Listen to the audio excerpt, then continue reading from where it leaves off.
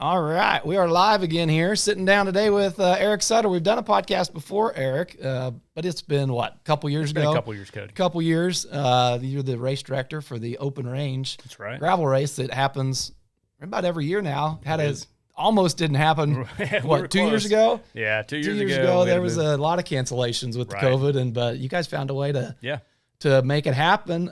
So yeah, it's always fun to sit down and kind of see what's new coming up with the race, what you've been up to. There's some changes this year that some people will probably be excited to hear about. Yeah. So, but before we get into the whole race type of thing, we were kind of talking earlier, just a really bit about your background. And we went over it a little bit on the first podcast we did. But you've got kind of an interesting background and how you got into kind of the planning of the race and what made you want to do that. And so let's kind of start with, you were a Pratt High graduate. For anybody not familiar with you and Pratt. So it's always good to have a, fellow Greenback here. We played football together. And, that's, people say it, once a Greenback, always a Greenback. It's not that's not just a tagline. It is a real deal. It's pretty unique. So that's a fun, commonality we have there. But after that, you went on to K-State and kind of take us from there. Yeah. So, like I said, went to Pratt High, graduated in 99, and, the last hard class that went through. And, went to K-State after that. I really didn't know what I wanted to major in there. I thought it was going to be engineering, and turns out I just didn't have the mental aptitude to take some math and science classes. So we switched to a soft science and did criminology, sociology at K-State. The Army actually paid for my my almost entire schooling there. So I just had to do a couple years for them afterwards. Right. But yeah, I learned really learned I don't know about the sociology or criminology side of things, but had a good time there at K-State. Where did you you did the ROTC there that helped with college? Where did the initial drive to even get into the services begin, or do you remember? Yeah, no, I think I do. My family kind of has a history of serving. My father was in the Navy. My grandfather was in the Navy. I had an uncle in the Navy. Of course, they wanted me to go into the Navy. I just couldn't see staying on a ship for 9 months at a time. So I think that desire to serve probably came from them. My dad was a pastor, and my mother was a nurse, so both kind of service-related fields. So I'd say, my parents were probably the kind of the driving force, not forcefully, of course, just the way they lived and everything, right? Or the way they lived, and that just caused me to, I think, want to do that service, serve something greater than myself, right? And so so when I was in high school, I got an application to apply for a ROTC scholarship, and I remember going up to the high school and it was in the counselor's office, and pulling it out and filling it out over I think it was I don't know if it's Thanksgiving break or something like that, and getting it all all finished up, and then you submit it, you go interview, and finally, I think it was probably January or February, I found out I got the scholarship. Yeah. So it was a federal scholarship, which meant I had to go active duty afterwards. So it was good experience. The ROTC program was a great opportunity to learn about leadership, and then it gave me a job, right after I got out of college. Are you still active with the ROTC as far as kind of that recruit? Like, is that something that you are an advocate for, or is anybody that kind of goes through it just naturally? Yeah, an advocate? I think so. It's a great program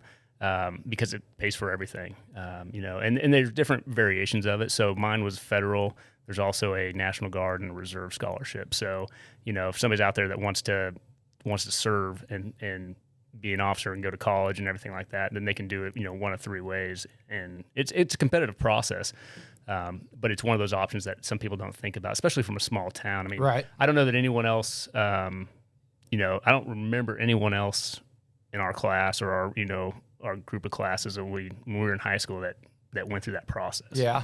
So especially when you don't have a junior ROTC program. So a lot of high schools have, I've seen that at places. Yeah, where we don't have that at Pratt. Yeah, or at least we didn't when we went through. So, it's a good opportunity for kids to get a scholarship and get paid for college. Yeah, and then we were talking about this a little bit ago. You were kind of in that era of 9/11 as far as really hit right when when was that as far as your timeline? Yeah. In the ROTC college and then into service after that. Yeah. So I'd already started, ROTC, started college and everything. It was my junior year. And so I've, invested 3 years into ROTC when 9/11 happened. And so, it wasn't really an opportunity that I could have, said, hey, this is for me. I signed up for a peacetime Army and whatnot, but that's not what, that's not what I felt, and that's not what I joined for. So yeah, I remember, going to our ROTC class and basically just sitting, watching TV in a lounge, and our professor would be like, well, this is you guys in, 6 months or in a year. How much did that change the overall atmosphere of, your decision or did it, or no, did you always know that was a possibility? Yeah, I think I did. And, what I related to, and we'll get these, we'll get people that'll be like, you tell them you're deploying or something like that. And a lot of times they want to, oh, that's too bad. And it's like telling a baseball player saying, hey, I'm going to the World Series, or, I'm going to the playoffs, and somebody being like, oh, that's too bad, Yeah. So, I think soldiers and military personnel, I think we're some of the biggest advocates for peace, but at the same time, it's like, this is what we train for. This is, when we look at our future or what we want to do, we want to, basically prove ourselves in combat. I'd say the majority of people, but at the same time, after you've been there and seen it, you realize that, peace is a pretty good thing too. Right. And it's, you don't wish, war on anybody or any nation. Yeah. But, yeah, it was one of those things that, it kind of solidified my decision, instead of turning it the other way. Yeah. So then you graduate Manhattan. Mm-hmm. Where do you go from there? Did you go off to Kentucky straight from Manhattan? So from K-State, graduating there, I went to. So the way it works is you get you put a wish list of what you want to do in the Army. And so at the top of my wish list was aviation. I wanted to fly helicopters for the Army. Where did that come from? So, just that desire to, to fly. Yeah, I wanted, as a kid, I wanted to fly. My grandfather and an uncle had a private pilot's license. I never flew with them, and I'd never really flown in a private plane before.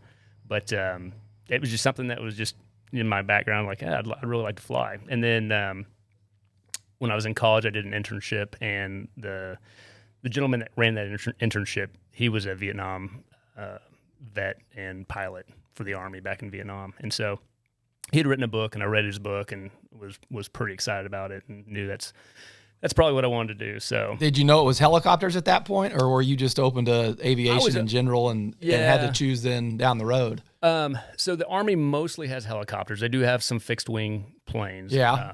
But if you're going aviation in the Army, chances are you're going to fly a helicopter. There was an opportunity, and we'll get into it in a second, but when I went to flight school to potentially fly an airplane, but at the time I was like, you know what, I came in the Army to fly helicopters now, so that's what I want to do. Yeah. I realized later that, as far as future career, like if I'd gone fixed wing, like it opens up a whole lot more doors than post-military service. Exactly. Yeah, I imagine there's a lot more planes flying around. Yeah, there's not a whole lot of jobs out there for helicopter guys. Yeah. And people always ask, oh, can you fly, EMS or whatever? The amount of hours to fly EMS is, at the time when I got out of active duty, was a lot more than what a person normally has. So yeah, but a fixed wing I could have gone, which is kind of funny because I could have flown, for a fixed wing outfit for a lot less hours. Yeah. Yeah. So. Yeah. So, your deployment then, how many deployments did you end up having? You get up there and where'd you say you were stationed at? You told me earlier. Yeah. So it was Fort Campbell. So okay. Yeah, and just to backtrack just a little bit. So after ROTC, and I graduated and commissioned in the Army, then I went down to Fort Rucker, which is where the Army Aviation School is at. And so you're down there for 1 to 2 years. I was able to get out of there in just over a year, which is almost the absolute quickest you can get through that program. And it wasn't, I wouldn't say anything because of my skill. It just happened to be in the right place at the right time when I went down there. And so just like you make a wish list of what branch you want to go in the Army, when you're down there, you put a wish list out of where you want to get stationed after you're done with flight school. And so at the time, I really wanted to come back to Kansas. I mean, I love Kansas. My wife was still She was at well, we weren't married yet, but we were engaged when we got down to flight school.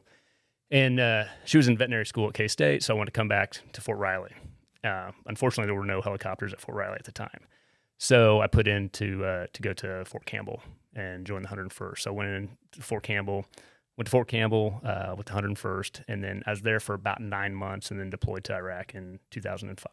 And how long was the deployment there for you? Yeah, so that first deployment was right at 12 months. So we went into a place called Balad, which was basically the largest air base there in Iraq at the time in 2005, 2006. And then our mission, I was flying Blackhawks. For those that don't know, it's a kind of a medium-sized utility helicopter. So we can fit about 11 guys in the back, plus our crew of 2 pilots and a crew chief and a door gunner when we're deployed. And so our main mission really was, we were basically a big taxi cab. So we just take people from point A to point B, fly all over the country, drop them off, pick them up, and sometimes it was space available. And so it's like whoever shows up at the taxi stop or the bus stop, is going to get on, and then we fly them around. Every once in a while, we'd do kind of like direct missions where we would support an infantry unit and like air assault them into an LZ. They'd go out and go do their thing, and then we'd pick them up and take them back. But yeah, for the majority of it was you're flying 5-6 hours a day and probably about 3-4 days a week. What do you do in your off days there? Rest. Really? Yeah. And it was a large enough base that in your off days you would plan for the next mission. So a lot of times you'd plan for maybe somebody else that was already flying, but you'd just do their planning for them, make their routes and everything like that. There was a swimming pool and a movie theater on the base there, so you could go do that. They had a post exchange, so you can go shopping if you wanted to. But yeah. For a lot of it, you're resting and hanging around the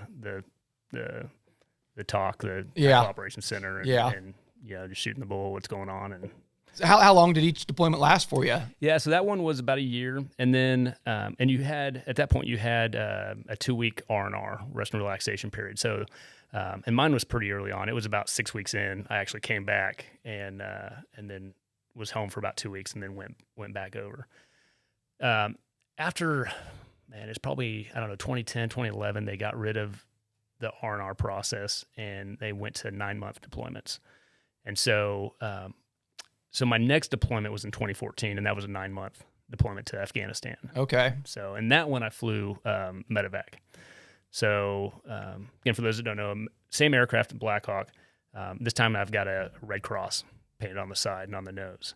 Of course, the enemy, over there doesn't really care that you're unarmed and whatnot. But technically, having that Red Cross on the side, we are an unarmed aircraft. There was no offensive guns on it. So on my first deployment, we had M240s, which are a 7.62 caliber machine gun that the door gunner and crew chief would have out the windows. And that's just hand fired. It's mounted to the aircraft on a swiveling mount. And so you had a little more capability to defend yourself if you had to. It wasn't really still an offensive type of weapon, but you could defend yourselves a lot more. In the medevac, you don't have any guns mounted to the aircraft. So how different of a feeling is that? It's flying naked, right? Pretty much, yeah. It is one of those things that getting into it, it's like, you realize like, no one else is out here doing this kind of thing, with no real way to defend ourselves. We had personal weapons, but that was it. Right. And so we always tried to fly with armed aircraft, somebody that, another aircraft that had the capability to defend us if we needed to. And for the most part, we never had any huge issues in Afghanistan. Why is that? Why isn't the medevac equipped with capabilities, or is it it's kind of a going back to World War II and Geneva Convention. Is that a Geneva Convention type of rule? Yeah, is that if there's a Red Cross painted on the side, you just hope everybody honors it. Then exactly. And the problem with a lot of the conflicts today is you don't have state actors necessarily. You've got terrorists or whatever kind of organizations that don't didn't sign up to the Geneva Convention. Yeah. So, yeah. So finish up through there, Iraq and Afghanistan. Yep. So how long was your total commitment there to the Army? Yeah. When did that end? Yeah. So I got off active duty it would have been 2010, in July 2010. So it was a 6-year commitment, and that time started after I finished flight school. So it ended up being a 7-year commitment to active duty because I branched aviation. That's now gone up to 10 years, which I'm glad I didn't get in that period.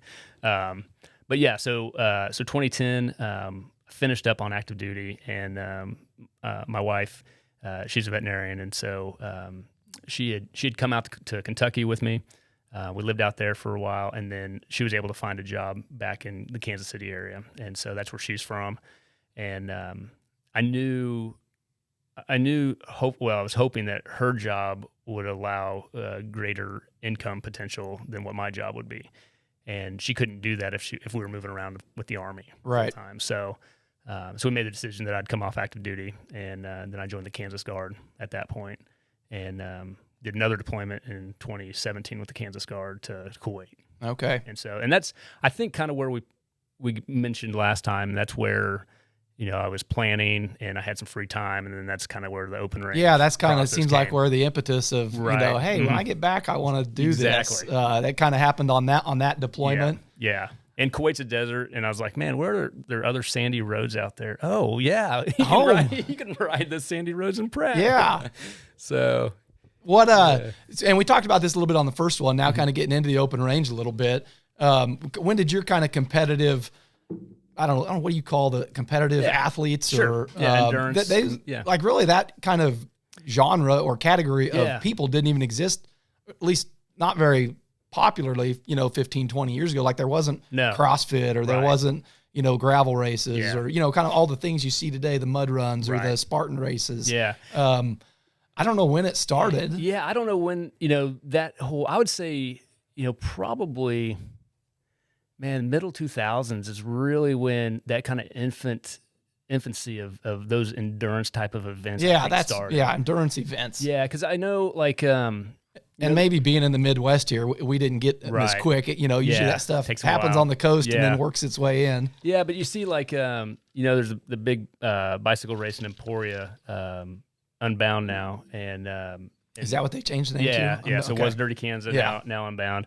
I think that one started in the 2006 time frame. Yeah, that sounds about right. Right around the same time, there's a canoe and kayak race that I've done on the Missouri River from Kansas City to almost to St. Charles, so almost St. Louis, 340 miles. That one started right around the same time as that. So I think mid 2000s is really where that endurance sport started picking up. Yeah, it was kind of, and then it just took off. Then it's, it's blown up to what it is now. Yeah, it took a couple years, but then people started putting stuff together, and it's you can't find an empty weekend that doesn't have a race.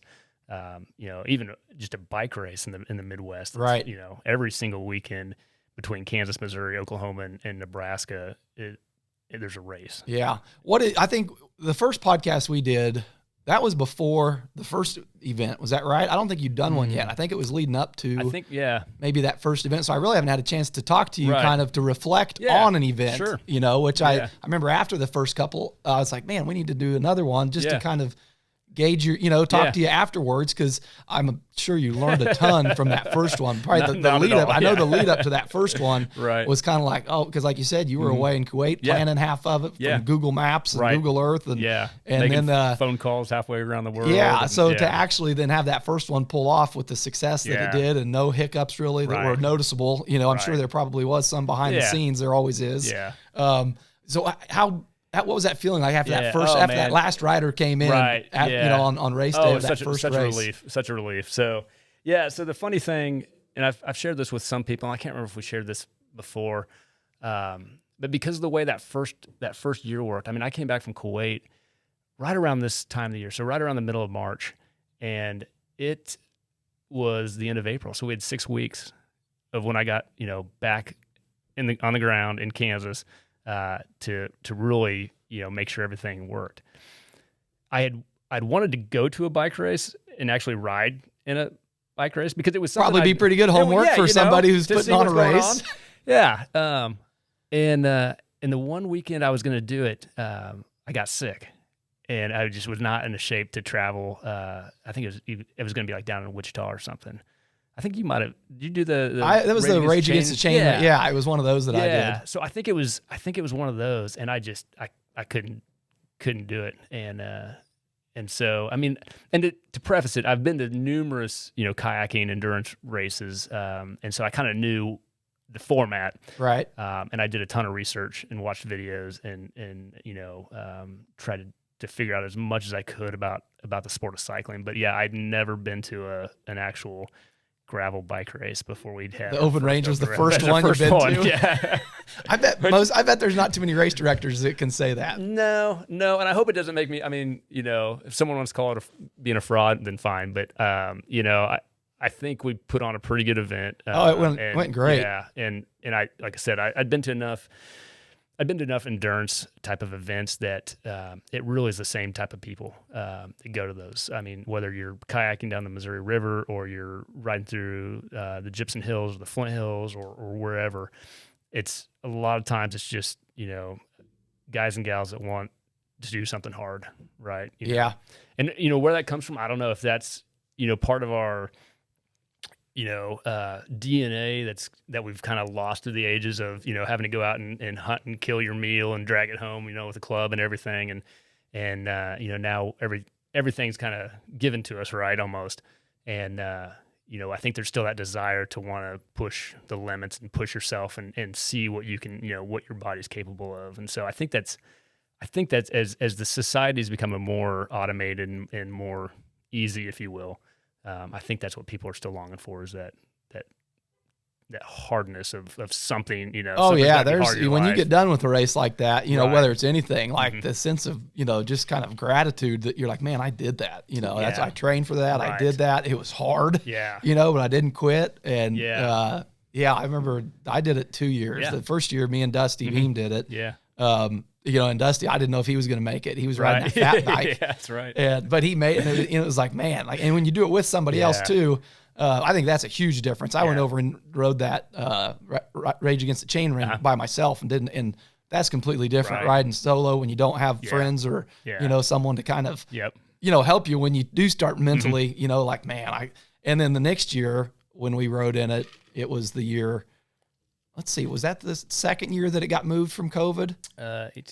Yes. Yeah, so that one ended up. I'm sorry. Was it the third year in June or? It was the one that went to June. And me and my brother Josie rode in that one, and that one, it was 100 degrees that day, and I didn't think I don't think I would have made that if Josie was riding with me. Yeah, I mean, I thought I was cramping up, and I had to take a few breaks and lay on the side of the road. And, oh, it was brutal. But like I said, when you get done with it, it's like, man, I'm glad I didn't quit because I would have regretted it. Right. And to go back to after that first year, it was such a relief to have that last rider come across. And, like I said, we haven't done everything perfect. You learn as things go along. But we try to create an event that riders like and they want to come back for. Well, I think the numbers each year have proven that, that it is a popular race. So what was it? Was there anything that stands out from that first year that you learned that you were like, man, okay, next year we've got to do this, or I want to tweak that? Or was it pretty clean enough that you were like, you know what, we're not going to tweak it this much? For the most part, we had a contingency for anything that kind of came up. One thing we've tweaked a little bit is, we say it's a 12-hour cutoff from when the race starts to, if you don't make it in 12 hours, it's, you're on your own.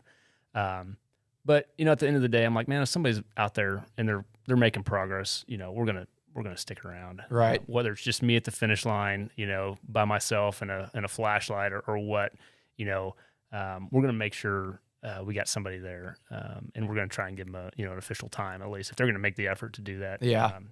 That being said, if you're lollygagging at a checkpoint, then, I'm not going to have as much concern, I guess. But as long as they're making progress and everything, then it's going to be, there's going to be. Speaking of, you at the finish line, that's something that I think we talked about the first time. But the chocolate milk at the finish line is, I just think that's pretty neat. I thought that was pretty cool, and it's something that you've kept, with each race. And you're there at the finish line greeting each rider with a a hug or a high five and a chocolate milk. That's kind of neat for anybody who hasn't been down there and seen that. It's interesting because when our when our volunteers, I told them that I wanted to do this, and they kind of looked at me like, chocolate milk, really? Like, they immediately think like dry mouth. When you had milk before, wrestling practice or football practice, like not the best thing to do. But I was like, no, you've got to try it. Like you've just gone through and sweated out all these nutrients and stuff like that, and man, there's just nothing better. And it usually, no matter how bad your stomach doesn't feel like eating food, or at least for me anyways, man, I could always down a bottle of chocolate milk probably. Yeah. And it'd be good. Yeah.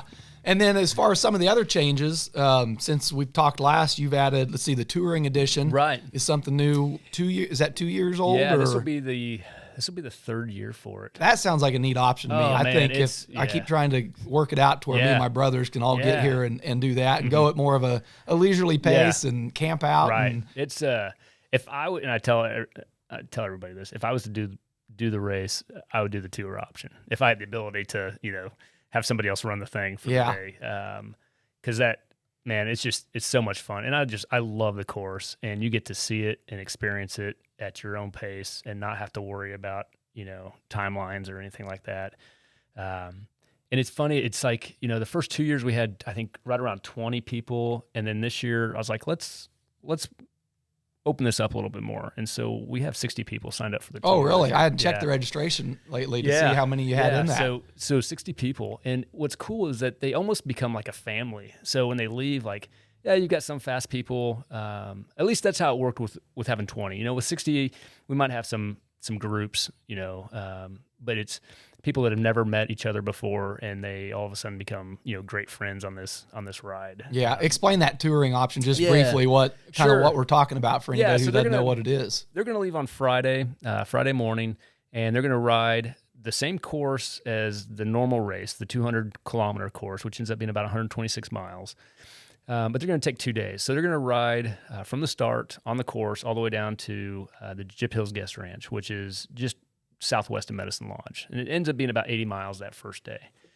And then down there, they'll have a catered dinner and a catered breakfast.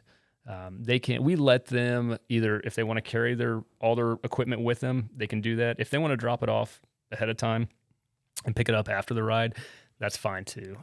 Andrea down there at the Gyp Hills Guest Ranch, she opens up the event center, and they can put their stuff in there as they need, and stay secure down there for them. And they go down and camp overnight, get some good meals, and then the next day they get up and do about another 50 miles or so, 45, 50 miles.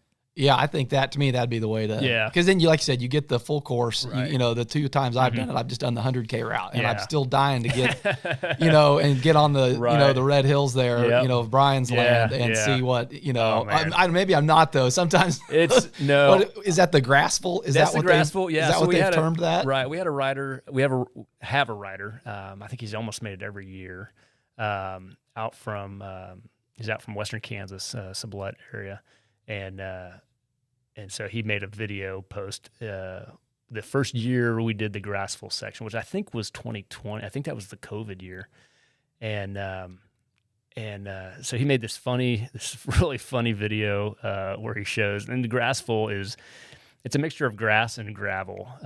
Really, there's really no gravel, just grass, where Brian has mowed a path through his pasture to connect some ranch roads or to connect a cattle trail. Yeah. And so, it's we've got that Grassful section there. But I tell you, the times I've ridden that, like, I just have a huge smile on my face. Like, it is work, but it is so much fun. Well, and it's it's land and trails that you're not going to get a ride any other time of the year, with it being private land. So it's neat that you're able to get some of those landowners to open up some of their land and let people kind of get a view and access to roads and routes that you normally wouldn't get to. Yeah, and that's key for us is our landowner relationship, and we're so thankful for having their permission and blessing, because we have over 15 miles of private ranch land, which I haven't done all the research because it's there's so many races out there, but I would have a hard time finding another race, I think, that has that much private land access, and we don't have to open gates because it's all cattle guard crossing. Yeah. So, it's it's a special area for those that have been down there before. Brian Alexander's and Alexander Ranch, the Red Hills Rancher. That land is really cool. And then as they get closer to Medicine Lodge, there's about another 6 or 7 landowners we have to get permission from, and that area is just as well remarkable. Just awe-inspiring sights. That you don't see. I'd like to get. It's funny because I've got pictures. Like my Zoom background when I'm doing Zoom meetings is a picture from the Red Hills. Oh, really? And people always ask, man, where is that? Yeah, are you in Utah somewhere? Yeah, like, that's Kansas, and they're like, what? Really? That's Kansas? Like, yeah. So people are so used to seeing the Flint Hills that not very many people come. Even people that live in Wichita have never been down to the Gyp Hills and seen that area, and so I think they're all taken back. They're just like, wow, this is not what I expected. Are you able to gauge from the kind of the numbers that you get on the back end, how many of the riders are return riders and kind of what that rate of return is, or is that something you look at? Definitely, yeah. So I've got that statistics in our registration site, and it's been a while since I looked at it, but man, I want to say like 60%, somewhere between 40 and 60% are return riders. So it's a good, and that's what makes me, I don't say validated, but it makes me feel good. Like, all right, I put on this event, and if no one comes back, then that is kind of a reflection on me that I didn't do something right. That's feedback in itself, right? But yeah, you get these people that come back, and we've got 7 riders this year that have done and completed the 200K course every single year. Wow, including 2020 when it was 100 degrees. Wow, in June. What's the rider count at this year? So last you looked, 479. 479 riders. Total riders on both routes? Yeah, on the whole thing. So last year we were at 412. Okay. Was where we finished up with. Do you usually get, 10% of that not show up? Yeah, we get anywhere between 10 and 20% that for one reason or another don't show up. And, we don't give refunds. And it's kind of like, when I do a lot of races myself, and it's kind of the thing I understand. Like, if I put in for a race and I can't make it for some reason, like, okay, at least money's going hopefully to a good cause or just to further the sport. So like for us, we donate to 3 really decent charities, really good charities. Pratt Public School Foundation is our main sponsor or main benefactor, I guess you'd say. And so majority of our proceeds go to them, and then the places that do our checkpoints, we donate to them as well. And so the Father's House of Worship down in Sun City, they do an amazing job down there, super friendly and everything. And so, we donate to them, and then donate to an organization in Barbary County as well for the How much money have you been able to give back over the course of, or is that something you don't mind? No. So because I've made this public knowledge, but over 4 years, we've donated over $20,000 to these organizations. Wow. So it makes,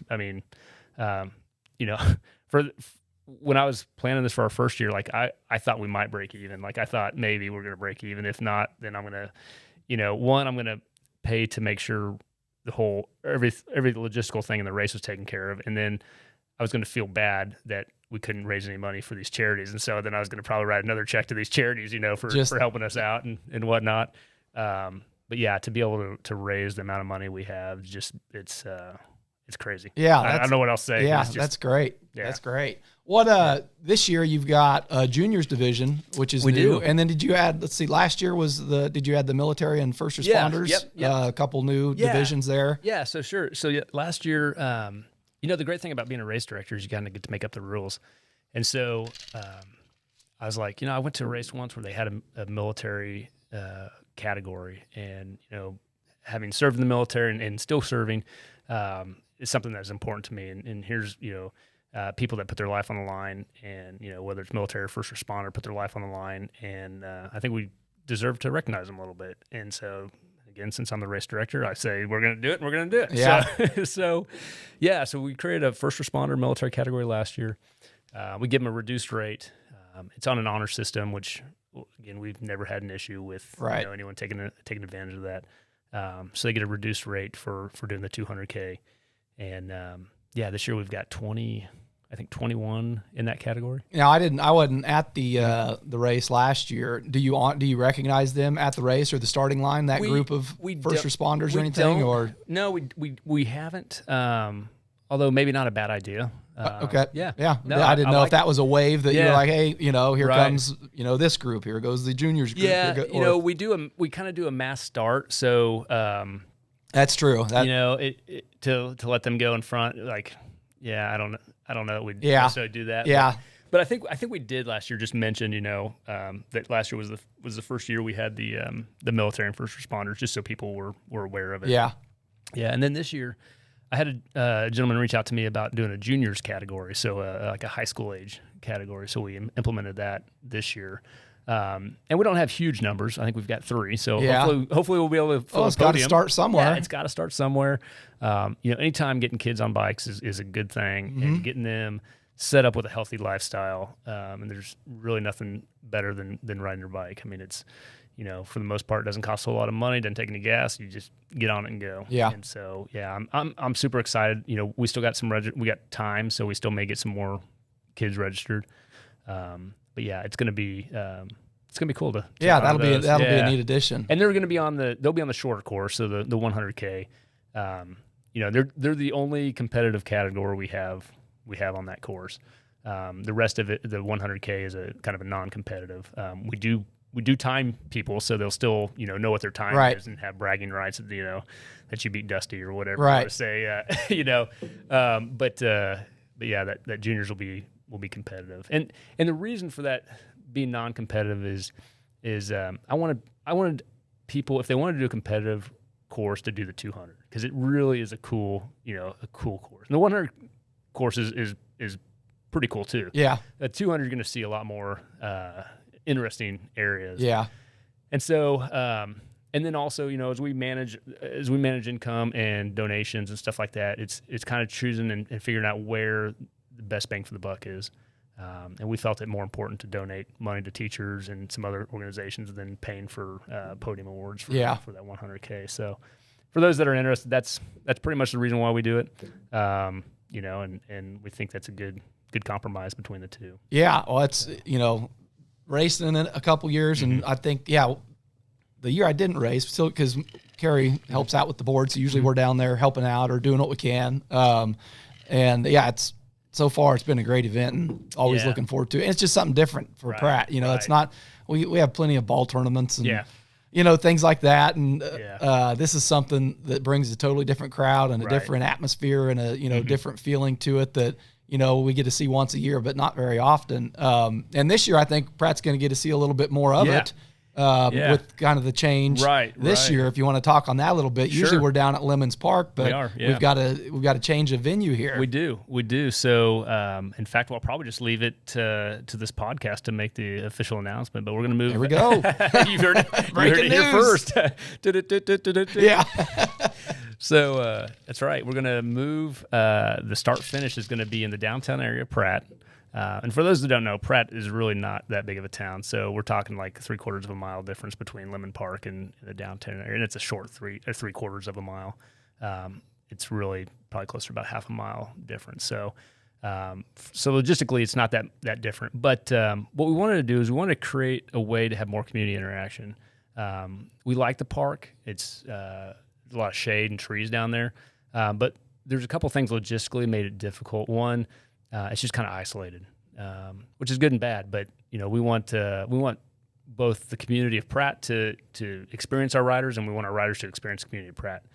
And so I think by having it downtown, it's going to kind of open that up, and riders are going to be able to walk down Main Street and go into shops and whatnot and see what a small town's like. Because I'd say the majority of our riders are from a metropolis, Wichita, Kansas City. We've got a lot from Chicago coming down this year. Yeah. So they're doing there's a group that's doing the tour that's out of Chicago. But we've got riders from Dallas, all over, but a majority of them are from larger communities. And so for them to experience, small town, Main Street, USA, I think is going to be kind of a cool thing to do. So, yeah, that'll be neat to get everybody out in town. And so I wish we could close down Main Street for this, but with it being a U.S. highway, you can't really do that. Yeah, kind of frown on that. So we're going to have it one block off in front of the municipal building, which is where people have when they check in the past on Friday night. Where we've had that for the last 2 years, and so. it's going to be right there. We'll still have a band and food truck and all that stuff and whatnot. And I think it's going to be a pretty cool deal to. Yeah, I think it'll be a neat change of scenery. And one of the things we talked about that would be a little different was that kind of sprint to the finish that people are used to, especially if you're on the competitive end, a lot of us that aren't don't mind the, but having a nice long stretch of a straightaway, I think will really add some excitement to some of those finishes. Yeah. And having it at the park, you kind of, when you came in, it was hard for even us, that were working it as volunteers and the staff to see when riders are coming in because they had to make that turn.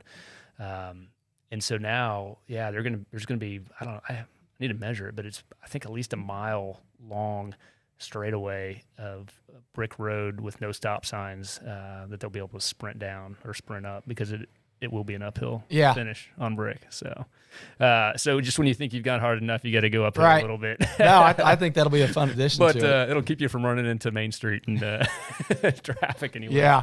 So I think it'll be a good, you know what? And if we find out that we didn't like it and we like the park better, because at the end of the day, like, this race is for the mid pack riders, the guys that, aren't really out there. We do have people that want to ride as fast as they can, and we reward that. But I want the majority of people to have a good time, and whatever that means, whatever that entails, is what we're going to try and do. So I think it'll be great, and glad you sat down with me today, Eric. Went over a lot of that stuff, and it's an event that, like I said, always look forward to coming to Pratt, and still haven't decided if I'm riding in it. But Josie is. He's signed up. Yeah, that's right. I saw he's on it. I don't think Bo's going to be able to make it back, but we'll see. Yeah. We'll see. Yeah, we've got 15 different states represented, so it's that's pretty neat. It's cool to bring that many, and I tried checking one of the hotels. It's already sold out. There's a lot going on that day here in Pratt. Man. Yeah, it's going to be a busy day. But our first year was busy. We had baseball tournaments and everything. So we got a car show this year, a children's health I can't fair. remember what it is. Yeah, there's a lot going on, but it's just what this town more does. the merrier. Yeah. So, but I appreciate you having this platform to get out there. I've enjoyed listening to your podcast. Well, thank you. And so I love what you're doing here, and having this studio this is pretty cool. Yeah, makes it fun to be able to do this and watch traffic on Main Street. Yeah, it's great. Any of the when any of you riders are back here, we're on Main Street. Come check us out. But go to Legends come to Legends. I was just there today and had my my obligatory bourbon burger and sweet potato fries. There you go. It was quite delicious. Yeah, we look forward to seeing all the riders in town. And what's the date? What's the official date? April 30th. April 30th. Any other info as far as Facebook, Instagram? Where can people go to find out or register? Or before we get out of here, plug as much of that as you can. Yeah, so we got a website, openrangegravel.com. It's also our handle on Instagram and Facebook, so at openrangegravel. Our registration is at bikereg.com/openrange22. But you can also get there by going to our website. Every single post I put on Instagram and Facebook have our website on there. So there shouldn't be any issue with trying to find and how to register, because it's all right there. Right. So we still got spots available. It's filling up fast, but I think we'll end up maxing our registration this year. So we did last year, and I think we'll do it again this year. Well, good. So, I think if you haven't ridden in this and are on the fence, people, it's worth riding in. You're going to see parts of Kansas that you didn't think existed, and like you said, it's not a super competitive race if you don't want it to be, and it's a good time. So looking forward to being there, and awesome. Hoping it goes great. I'm sure it will. So. Yeah. All right. Well, appreciate it, Cody. Thanks, Eric. Yep. Take care.